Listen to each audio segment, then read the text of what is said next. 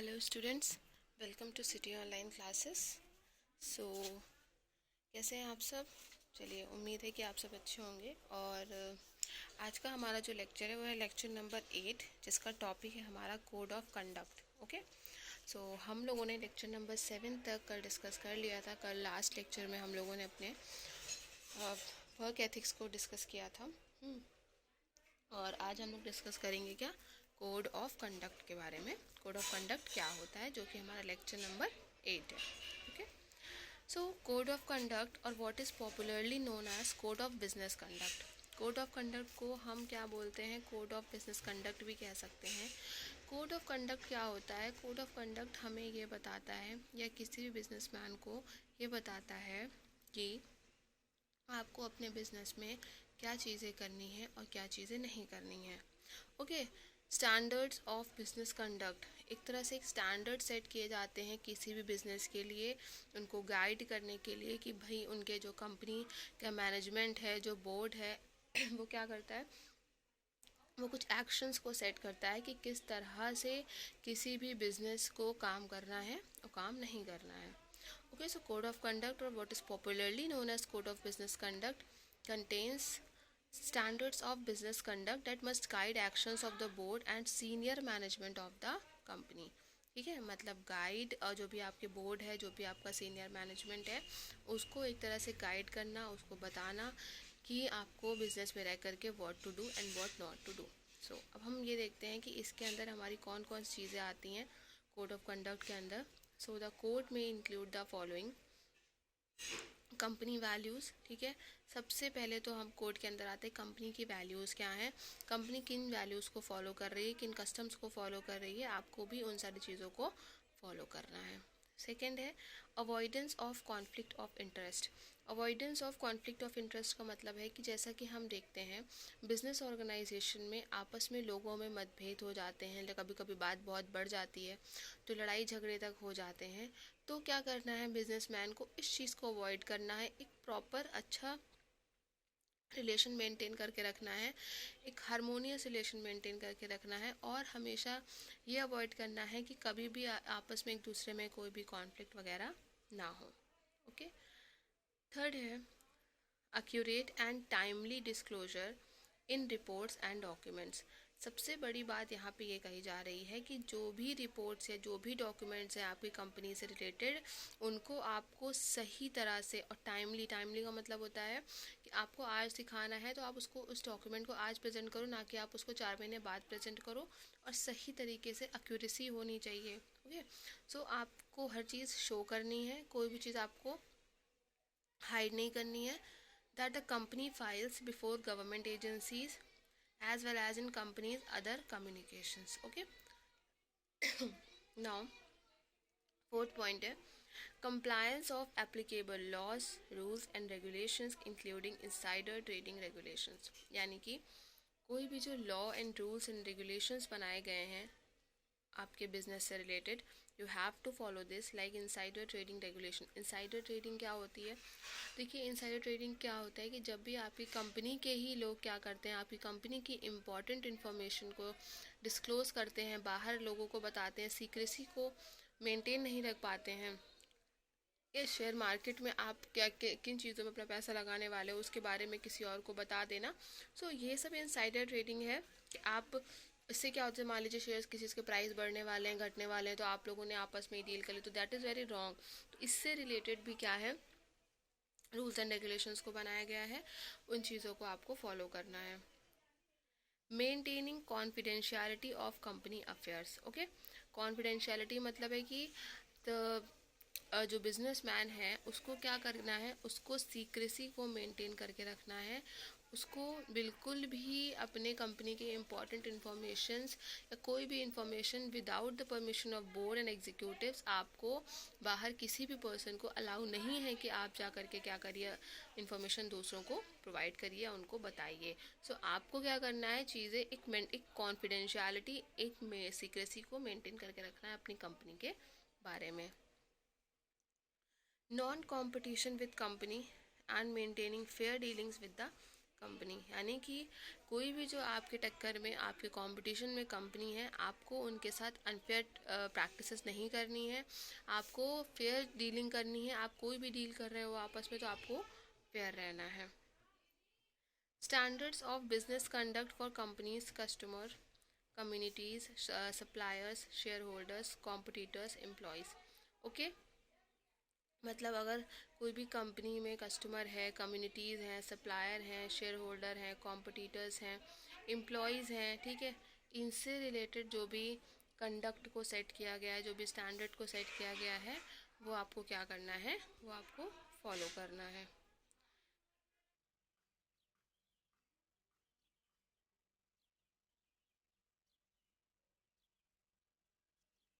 Okay, so these are some things, these are the standard, and एक तरह से हम इसको गाइड बोल सकते हैं, जहाँ पे क्या है, जहाँ पे हमें कुछ चीज़ों के बारे में बताया जा रहा है कि what is code of conduct. Okay, next हमारा पॉइंट है review of the adequacy of the code annually by the board. जैसे कि जो बोर्ड होता है वो एनुअल मतलब एनुअल बेसिस पे क्या करता है, जो भी आपके यहाँ पे स्टेटमेंट्स हैं, जो भी आपके यहाँ पे चीज़ें हैं, उनको रिव्यू करता रहता है, उनको चेक करता रहता है, टाइमली बेसिस पे देखता रहता है। देन नेक्स्ट पॉइंट है no authority of the waiver of the code for anyone should be given. चलिए अब हम लोग आगे बढ़ते हैं। The code of conduct for each company summarizes its philosophy of doing business. Okay, so मतलब हर कंपनी का अपना कोड ऑफ कंडक्ट जो होता है वो अलग अलग होता है। सारी कंपनीज अपने कोड ऑफ कंडक्ट को अलग तरीके से फॉलो करती हैं, क्योंकि हर कंपनी के नॉर्म्स, हर कंपनी के रूल्स एंड रेगुलेशंस भी डिफरेंट डिफरेंट होते हैं। Okay, although the exact details of this code as a matter of discretion, the following principles have been found to occur in most of the companies. अब हम ये देखते हैं कि कुछ चीज़ें जो कंपनीज़ में होती हैं, जो बहुत सारी चीज़ों को अवॉइड किया जाता है, बहुत सारी चीज़ों को फॉलो नहीं किया जाता है, तो वो कौन कौन सी चीज़ें होती हैं। यूज़ ऑफ कंपनीज एसेट्स, ठीक है, कंपनी की एसेट को यूज़ करना, मतलब आप अपनी कंपनी की एसेट को अपनी पर्सनल उसके लिए नहीं यूज़ कर सकते हो। बहुत सारे लोग होते हैं कंपनी के एसेट्स को अपने पर्सनल पर्पस के लिए यूज़ करते हैं। सो आपको इस चीज़ को अवॉइड करना है, आपको इस चीज़ को नहीं करना है। Avoidance of actions involving conflict of interest, जैसे कि मैंने आप लोग को प्रीवियस पॉइंट में बताया कि आप लोगों को कॉन्फ्लिक्ट, कोई भी अगर कॉन्फ्लिक्ट होता है, कोई भी आपसी मतभेद होता है, तो जितना हो सके उसको अवॉइड करिए। जैसे कि हम लोग देखते हैं कई बार बहुत सी चीज़ें हो जाती हैं, छोटी मोटी चीज़ें हो जाती हैं, ठीक है। सो समटाइम्स क्या होता है, अगर हम उसको टाइमली बेसिस में एक अच्छी तरह से डील करते हैं, एक अच्छा डिसीजन लेके उसको डील करते हैं, तो समटाइम्स हमारी जो प्रॉब्लम होती है वो बढ़ने से पहले ही ख़त्म हो जाती है ना। बट अगर हम उस प्रॉब्लम को बढ़ाते रहते हैं और उसको टाइमली बेसिस पे सॉल्व नहीं करते हैं, तो प्रॉब्लम क्या होती है, एक टाइम जाके बढ़ जाती है। सो इन सारी चीज़ों को अवॉइड करना। कोई भी आप ऐसा एक्शन मत करो जिससे कि सामने वाला भड़के या सामने वाला आपसे लड़ाई करे या झगड़ा करे, तो ये चीज़ें ना हो, तो कंपनी में एक अच्छा इन्वायरमेंट बना रहता है, एक अच्छा वर्क इन्वायरमेंट बना रहता है, जिससे कि बाकी लोग भी शांति से काम करते हैं, बाकी लोग भी अच्छे से काम करते हैं। Now, third point is avoidance of compromising on commercial relationship. Okay, commercial relationship मतलब हम देखते हैं कभी कभी लोग अपने बिजनेस में कॉम्प्रोमाइज़ कर लेते हैं, ठीक। तो उस चीज़ को आपको क्या करना है, अवॉइड करना है। अवॉइडेंस ऑफ अनलॉफुल एग्रीमेंट, यानी कि कोई भी ऐसा एग्रीमेंट, ठीक है, मतलब कोई भी ऐसा एग्रीमेंट जो लॉफुल नहीं है, जो लॉ के थ्रू ये बताया जा रहा है कि वो एग्रीमेंट हमारा क्या है, एक तरह से गलत है, इलीगल है, तो आपको कभी भी वो एग्रीमेंट नहीं करना है। देखिए, जब भी आप लोग एक वैलिड कॉन्ट्रैक्ट के बारे में पढ़ते हैं, और जब आप एक वैलिड कॉन्ट्रैक्ट के बारे में पढ़ते हैं, तो आप सब लोगों ने चीज़ पढ़ी होगी कि एक चीज़ बहुत इम्पॉर्टेंट है, दैट इज़ लॉ। मतलब आपका जो बिजनेस चल रहा है वो लॉ के थ्रू होना चाहिए। आप कोई कॉन्ट्रैक्ट कर रहे हो तो वो बाय लॉ सही होना चाहिए। वो ऐसा नहीं होना चाहिए कि वो मतलब आपने क्या किया, कोई भी एग्रीमेंट कर लिया और वो लॉ के रिगार्डिंग क्या है, गलत माना जा रहा है। ओके, सो आप लोगों को क्या करना है, उस चीज़ को अवॉइड करना है। Then the next point is avoidance of offering और रिसीविंग मॉनेटरी और अदर इंड्यूसमेंट्स। मतलब आप देखते हैं ना, हम कभी कभी कंपनीज में या बिजनेस में लोग घूस लेकर के, पैसे लेकर के आपका काम कराते हैं। सो हमें क्या करना है, हमें ये चीज़ को भी नहीं करना है। मतलब किसी भी पर्सन को ना हमें कोई भी मॉनेटरी इंड्यूसमेंट ऑफ़र करना है, और हमें ना ही ये चीज़ करनी है कि हम क्या करें, उनसे कोई भी मॉनेटरी इंड्यूसमेंट को रिसीव करें। सो नेक्स्ट है मेंटेनेंस ऑफ कॉन्फिडेंशियलिटी। ये हम लोगों ने प्रीवियस अपने पॉइंट्स में भी डिस्कस किया था। कॉन्फिडेंशियलिटी को मेंटेन करके रखिए, ठीक है। आपकी कंपनी में क्या चल रहा है, क्या नहीं चल रहा है, वो आपके यहाँ पे आपके लोगों को पता है, उसको आप बाकी लोगों से मत शेयर करिए। क्योंकि क्या होता है, जब भी हम बाकी लोगों से अपनी प्रॉब्लम, मतलब अपने कंपनी के बारे में बताते हैं, कोई भी चीज़ बताते हैं, तो उनको हमारी कंपनी की स्ट्रैटेजीज़ के बारे में, हमारी कंपनी की वीकनेस के बारे में पता चल जाता है, हमारी कंपनी में क्या क्या कमज़ोरी है उसके बारे में पता चल जाता है। और उसके बाद कई बार हम देखते हैं बहुत सारे कॉम्पिटिटर्स ऐसा होते हैं जो इस चीज़ का फ़ायदा उठाते हैं। अब ऑब्वियस सी बात है, कॉम्पिटिटर्स जो है वो एक एक पॉइंट ढूंढते हैं कि कब हमें सामने वाले में एक वीकनेस दिखे, कब हमें सामने वाले में एक कमज़ोरी दिखे, तो हम उस चीज़ का क्या करें, हम उस चीज़ का फ़ायदा उठा लें और हम अपने कॉम्पिटिटर को मार्केट से बाहर कर दें। सो यहाँ पे क्या है, यहाँ पे आपको इस चीज़ का बहुत ध्यान रखना है, ठीक है। कॉन्फिडेंशियलिटी किसी को मेंटेन करना है। then the next point is collection of information from legitimate sources only। इसका मतलब क्या है कि अगर देखिए, आप जैसे अपनी कंपनी में रिसर्च करते हैं डेवलपमेंट के लिए, कोई भी चीज़ करते हो, मतलब जहाँ पे आपको स्टडी करना है, जहाँ पे आपको डेटा इकट्ठा करना है, तो आप वहाँ पे क्या करते हो, वेरियस सोर्सेज के थ्रू कलेक्शन इन्फॉर्मेशन कलेक्ट करते हो। तो समटाइम्स हम देखते हैं ऐसे बहुत अनवेरीफाइड, जो वेरीफाइड सोर्सेज नहीं होते हैं, जो नॉर्मल होते हैं, ठीक है, हम वहीं से डेटा को कलेक्ट कर लेते हैं। सो आपको उस पर रिलाई नहीं करना है, बिकॉज वो डेटा 100% एक्यूरेट नहीं होता है। वो डेटा मैनिपुलेटिव डेटा होता है एक तरह से। उसको जो भी उसको पोस्ट करता है, वो प्रॉपर तरीके से उसको देखता भी नहीं है। समटाइम्स बहुत सारी गलतियाँ भी होती हैं, पूरी सच्चाई नहीं होती है, सही नहीं होता है। सो हमेशा कोशिश ये करनी है कि आप जो भी सोर्सेज से डेटा कलेक्ट कर रहे हो, वो एक ऐसा सोर्स हो, एक वैलिड सोर्स हो, ठीक है, ऐसा सोर्स हो जहाँ पे आप उस पर ट्रस्ट कर सकते हो, जिसकी एक एक बात सच हो, ठीक। Safety at work place.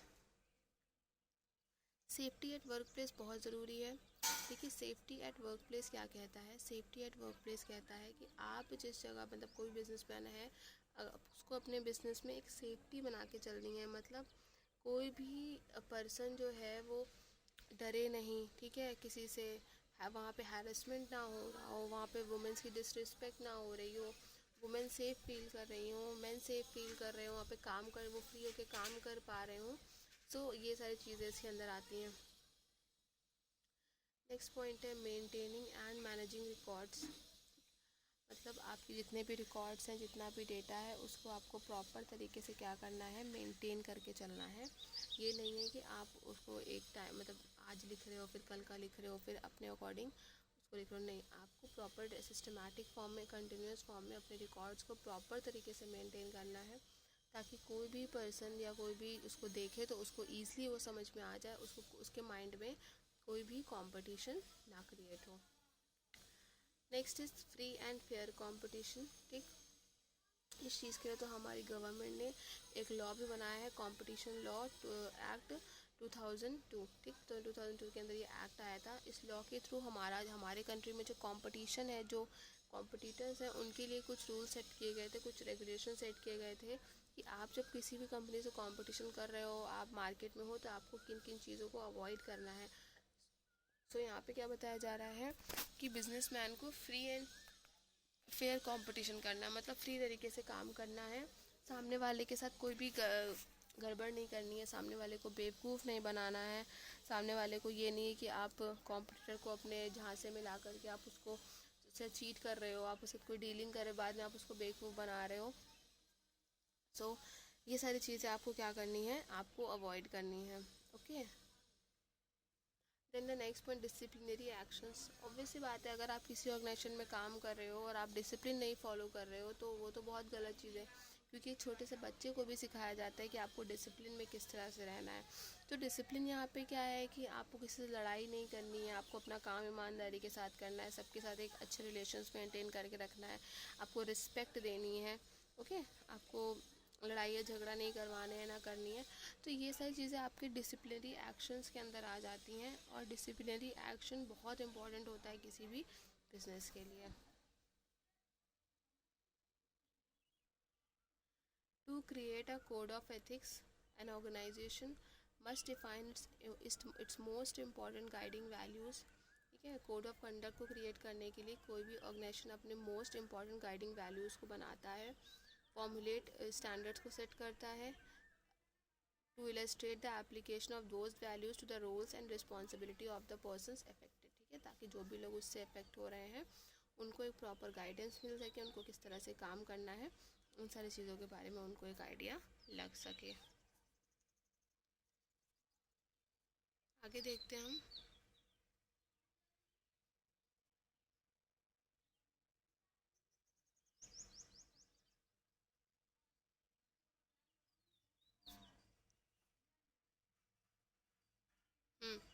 अब देखिए, कुछ यहाँ पे जनरल मॉरल प्रिंसिपल्स बताए गए, चीज़ें बताई गई हैं।